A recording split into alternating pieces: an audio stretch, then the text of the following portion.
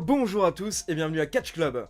On se retrouve pour les résultats de Raw du 9 novembre 2020. Mais d'abord, pour info, sachez que la dernière vidéo news est sortie hier, donc lundi au lieu de dimanche. Car dimanche, bien entendu, je vous ai sorti la review de Full Gear. Donc je vous mets le lien de la dernière vidéo news dans la description. Pour info, cette semaine, on parle surtout de Paige, car il y a deux infos par rapport à Paige. D'abord, malheureusement, il faut savoir qu'elle a avoué cette semaine dans une interview qu'à l'époque, Alberto Del Rio l'a maltraité. Et à côté de ça, il faut savoir que hier, un harceleur a essayé de pénétrer chez Paige et son petit ami. Et il y a également une news par rapport à la prochaine apparition de The Undertaker, donc n'hésitez pas à checker les news. Allez, c'est parti, on passe aux résultats de Raw, et le show démarre avec les commentateurs qui nous disent que ce soir, lors du main event, on aura un match 3 contre 3, avec d'un côté Drew McIntyre, Kofi Kingston et Xavier Woods, et de l'autre côté Randy Orton, The Miz et John Morrison. Donc justement, The Miz et John Morrison font leur entrée, et ils sont rapidement rejoints par Randy Orton qui n'est pas content, donc il rabaisse The Miz et Morrison. Il rappelle qu'à l'époque, The Miz s'était fait virer des vestiaires de la WWE, et Orton nous dit que si c'était lui qui décidait, The Miz n'aurait jamais eu le droit de revenir dans les vestiaires. Puis Orton rappelle qu'il y a quelques années, John Morrison les a abandonnés, il est rentré chez lui, et au final il s'est retrouvé sur les ligues mineures. Puis Orton tourne le dos à The Miz, et il lui dit « Vas-y, prends ta chance. Si tu veux le titre, si tu veux encaisser la mallette Money in the Bank, vas-y. » Mais The Miz essaie de calmer la situation, en disant que ce soir, ça peut être une bonne soirée pour tout le monde. Car s'il remporte le main event, Randy Orton peut s'en prendre à Drew McIntyre, et derrière, peut-être que The Miz et John Morrison auront une opportunité pour les titres par équipe de Raw face au New Day. Donc là, forcément, on a le droit à l'entrée des New Day, les New Day qui montent sur le ring, mais rapidement, Randy Orton porte un RKO à Kofi Kingston. The Miz et Morrison se débarrassent des New Day, ils sortent du ring, et Drew McIntyre fait son entrée. Mais rapidement, McIntyre s'est retrouvé à 3 contre 1, The Miz a utilisé sa mallette pour frapper McIntyre, puis The Miz et Morrison ont envoyé McIntyre vers Randy Orton pour un nouveau RKO. Le segment se termine avec Randy Orton qui fixe The Miz et la mallette Money in the Bank.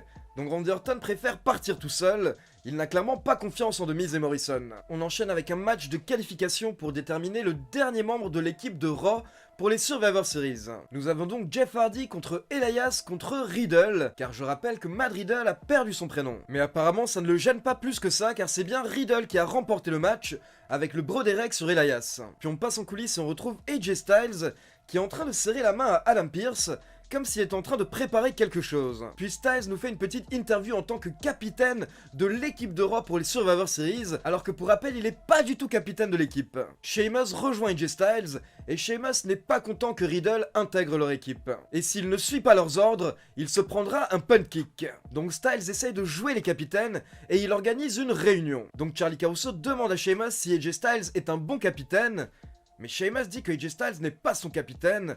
Puis Braun Strowman les rejoint, et Strowman dit la même chose, et AJ Styles n'est pas son capitaine. Donc ça se passe pas très bien pour AJ Styles pour le moment. On enchaîne avec une petite promo de Mustafa Ali avec les membres de Rétribution contre Ricochet. Puis dans un autre coin des coulisses, on retrouve le Hurt Business avec Drew Gulak. Drew Gulak propose ses services au Hurt Business, il souhaite intégrer le clan, mais bien entendu le Hurt Business refuse. Puis le Hurt Business a même attaqué Drew Gulak, et devinez quoi ? Derrière, ça a permis à R-Truth de récupérer le titre 24/7. Puis nous avons le droit à l'entrée de Lana. Lana qui marche vers le ring, puis d'un coup elle fait demi-tour, et elle a failli retourner en coulisses. Donc apparemment Lana qui hésitait à combattre hier soir. Lana qui affronte Shayna Baszler, accompagnée par Nia Jax, pendant que Mandy Rose et Dana Brooke étaient à la table des commentateurs pour observer le match, car bien entendu ces 5 catcheuses forment l'équipe féminine de Raw pour les Survivor Series. Évidemment, ça a été un squash, Shayna Baszler a remporté le match en moins de 2 minutes avec son Kirafuda Clutch. Et après le match, bien entendu, Nia Jax voulait faire passer Lana à travers la table des commentateurs, mais Dana Brooke et Mandy Rose sont intervenus pour sauver Lana. Et quelques minutes plus tard, on retrouve Dana Brooke et Mandy Rose avec Lana en coulisses.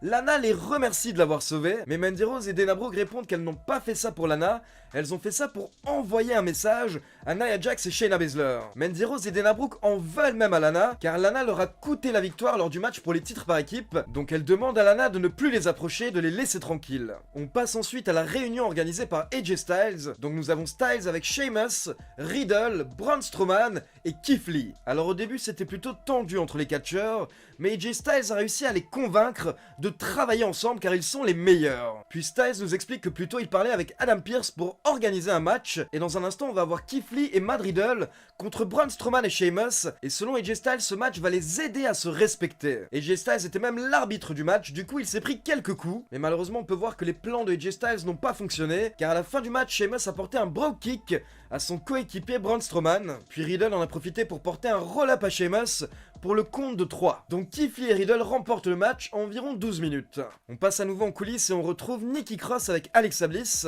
Alexa Bliss qui est en train de jouer avec des fleurs. Nikki Cross s'excuse d'avoir abandonné Alexa Bliss à un moment où elle avait besoin d'elle, et Nikki Cross nous dit que c'est de sa faute si Alexa Bliss est tombée dans les griffes de The Fiend. Puis Nikki Cross dit que maintenant Alexa Bliss doit choisir entre elle et The Fiend. Et Alexa Bliss choisit The Fiend. Puis nous avons Bobby Lashley qui fait son entrée avec MVP, encore une fois pour envoyer un message à Sami Zayn, mais rapidement il est interrompu par Titus O'Neil.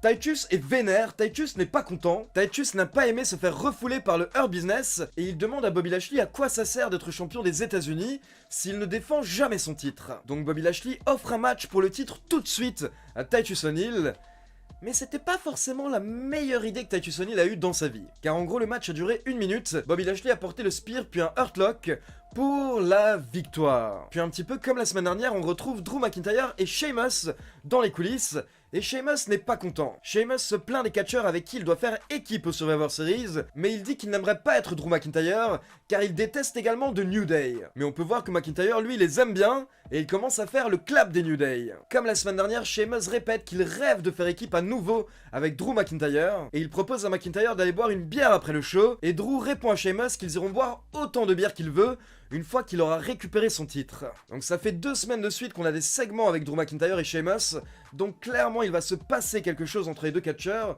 sûrement une rivalité qui va bientôt démarrer. Et petit détail, lors du segment entre Drew McIntyre et Sheamus, vous aviez l'une des marionnettes de The Fiend qui était en train de les surveiller. On enchaîne ensuite avec Asuka contre Nia Jax accompagnée par Shayna Baszler. Lana, Mandy Rose et Dana Brooke étaient au bord du ring pour regarder le match. Et là tout de suite tu comprenais que ça allait mal se passer pour Lana ce soir, à nouveau. Après elle est pas futée, je veux dire, elle le fait exprès, tu sais très bien que tu ne t'entends pas avec Nia Jax et avec cette table des commentateurs. Apparemment la table t'en veut également, donc ne viens pas au bord du ring. En plus Lana s'est embrouillée avec Shayna Baszler lors du match, puis Shayna Baszler est intervenue pour sauver Nia Jax, donc au final Asuka remporte le match par disqualification suite à l'intervention de Shayna Baszler. Et après le match, Nia Jax et Shayna Baszler se sont débarrassés de Asuka, Mandy Rose et Dana Brooke, puis bien entendu, Nia Jax a fait passer Lana à travers la table des commentateurs pour la 8e fois. Alors comme je vous l'ai expliqué d'après la WWE, ça va mener à la sympathie des fans, les fans vont se ranger du côté de Lana à force de la voir souffrir. Alors moi perso ça fait 9 semaines et je me range pas du tout du côté de Lana pour le moment. Et à côté de ça, j'ose imaginer qu'à la fin, Lana aura une récompense, donc je me demande si elle va pas remporter le Survivor Series match pour son équipe. Ensuite on a droit à une petite promo d'Angel Garza, puis on enchaîne avec R-Truth qui défend son titre face à 6 autres catcheurs. Nous avons Eric, Akira Tozawa, Drew Gulak, Lince Dorado, Grand Metallic et Tucker. Et malheureusement hier soir Tucker avait encore ce fameux pantalon que sa maman lui a cousu la semaine dernière. Mais cette semaine, pour améliorer sa tenue, il s'est dit tiens, avec ce pantalon moulant, je vais mettre un Marcel. Donc de 1, la tenue est catastrophique, et de 2, je ne sais pas pour vous, mais moi j'ai limite l'impression que c'est même plus Tucker en fait.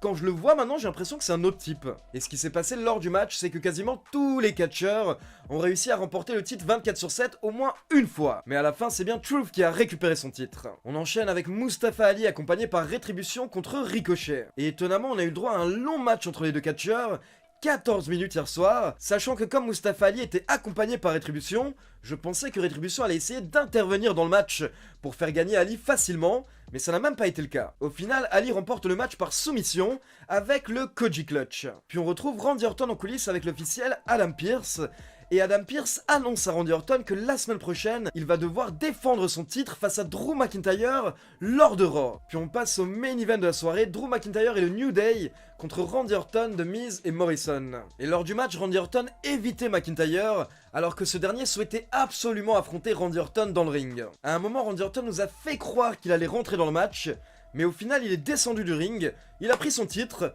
et il s'est cassé. Donc Randy Orton qui joue un petit peu des mind games avec Drew McIntyre, mais derrière en tout cas ça n'a pas déconcentré McIntyre qui a remporté le match avec un Claymore Kick sur Morrison. Et le show se termine avec McIntyre qui fixe Randy Orton et qui lui envoie un message. McIntyre compte récupérer son titre la semaine prochaine. Donc voilà, c'est tout pour les résultats de Raw. Maintenant comme d'habitude c'est à vous, n'hésitez pas à me laisser vos avis dans les commentaires. Et attention, je rappelle le rendez-vous à ne pas louper cette semaine. Rendez-vous mercredi après-midi pour le top 10 des bagarres en coulisses partie 4. J'étais censé sortir la vidéo vers 18 h, mais je vais essayer de la sortir même un petit peu plus tôt. Comme d'habitude, n'oubliez pas de liker la vidéo, de vous abonner à la chaîne et de cliquer sur la petite cloche pour être informé de la sortie des prochaines vidéos. Ciao tout le monde!